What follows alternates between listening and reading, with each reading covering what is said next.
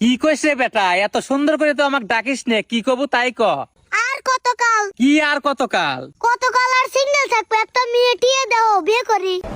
বেটা শালার কথা শোনো, এই বয়সে বিয়ে করবি আর তেলের যে দাম, 1 লিটার তেলের টাকা দিয়ে 4 কেজি গরুর গোস্ত কিনা যাচ্ছে। আব্বা গোস্ত দিয়ে কি হবে, আমার জীবনটাই শুকো যাচ্ছে।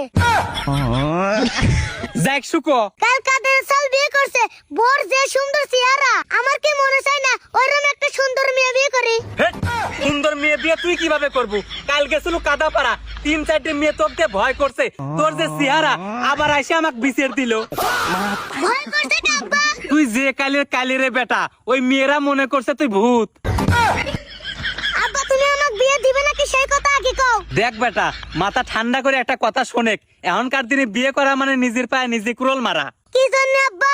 দেখ বেটা, মানুষের বিয়ের গিফট হিসেবে দেয় গলার মালা, আংটি, প্রেসার কুকার, ডিনার সেট, কিন্তু মোটরসাইকেল চালালে তো এগুলো লাগে না, লাগে পেট্রোল। আব্বা একটা বুদ্ধি করছি, বিয়ের কার্ডে লিখে দেবো যে যে আমার বিয়ে খাবে আসবি 1 লিটার করে পেট্রোল আনবি। তাহলে আর বেটা তোর বিয়ে করা লাগবি লয়। কে আব্বা বিয়ে করা লাগবে না কে? কারণ তোর ওই বিয়েত কেউ আসবি না নে, আন্দাজে বিয়ে করে কি করবো তুই?